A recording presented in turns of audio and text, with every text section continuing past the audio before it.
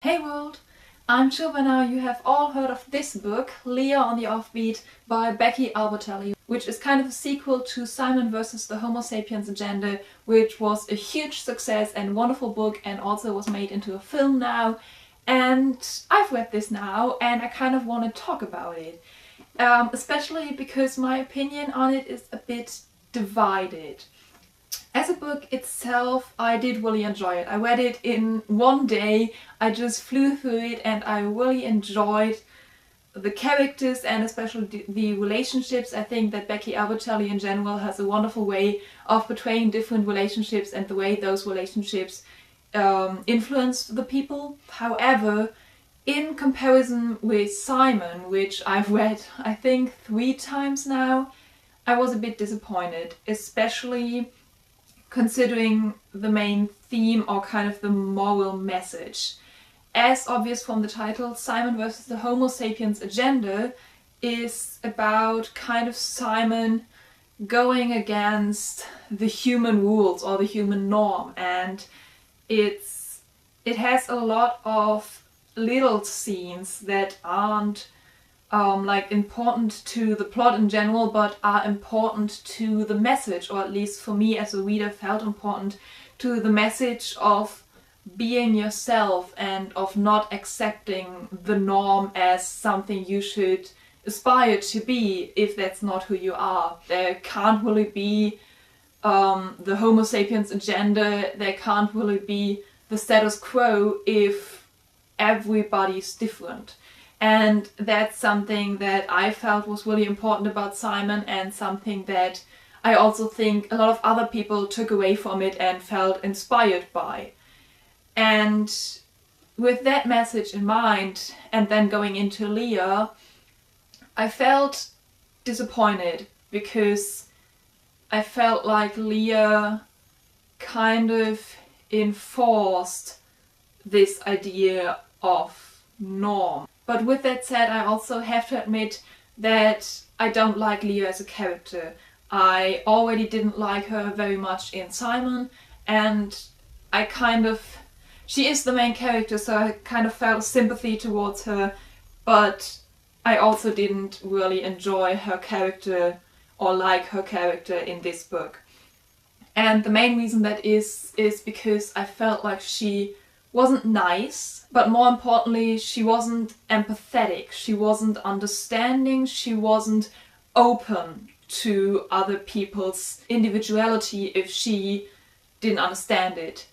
And that goes against everything I've learned from Simon. There is this specific scene, which is a spoiler, so if you don't want any spoilers, just skip to this time right here. I'm gonna try to find the blog post about it that I saw and found very interesting and insightful. I'm gonna put it in the description if I find that.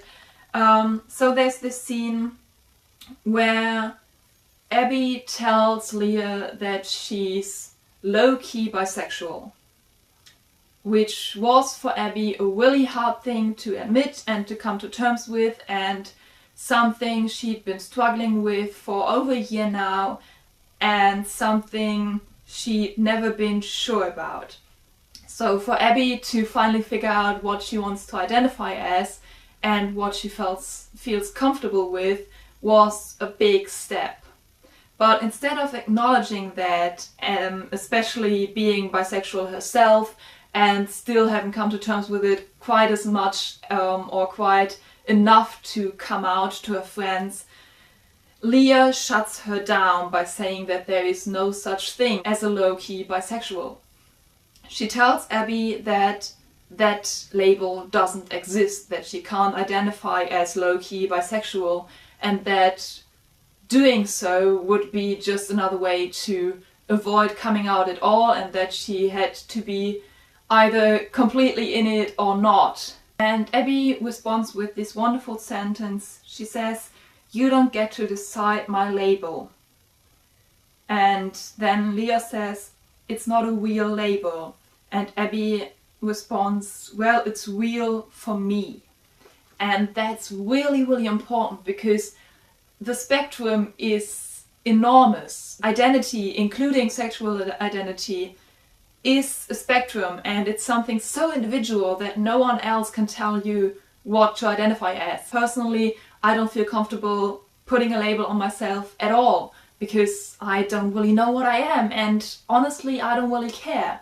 So for me to read someone saying it's not a real label just really hurt, but it was wonderful to also read Abby's response of saying you don't get to decide that, because it's such an important step after coming out to realize that it's your thing. It's you who decides who you are. This scene was potentially really hurtful for a lot of people.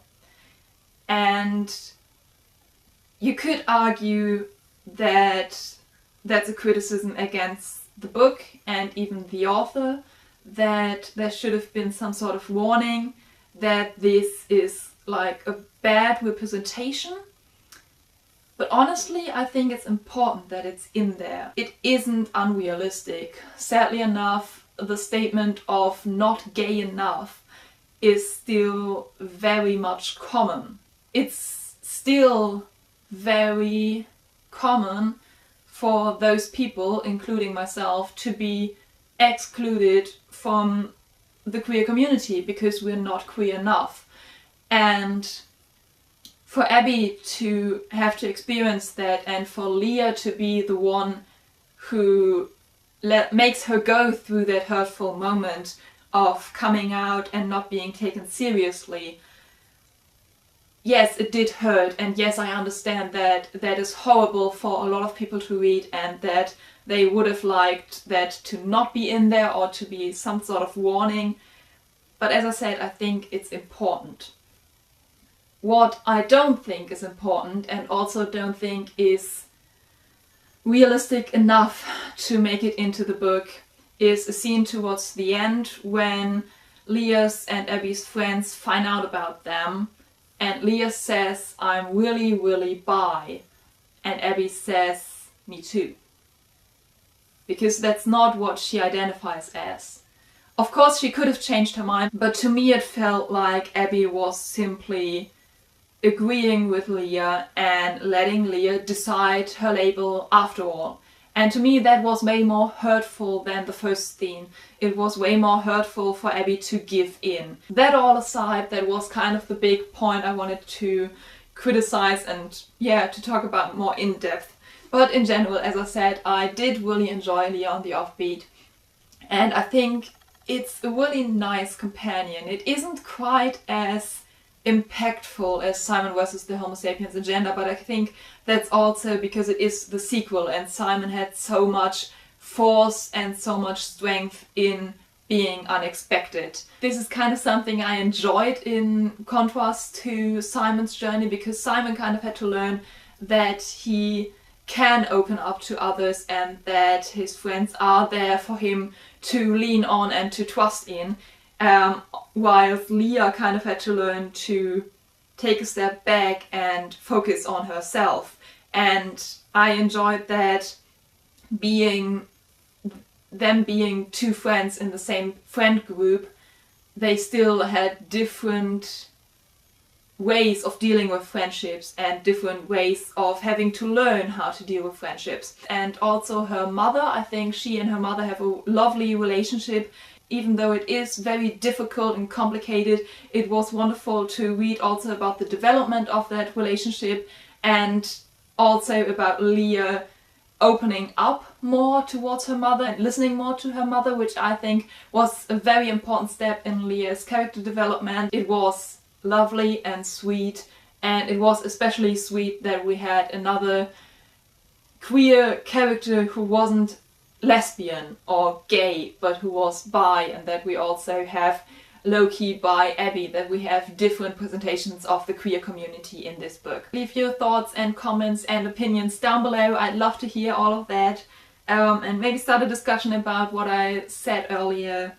And yeah, I hope you always have a reason to smile, and I shall see you soon. Bye!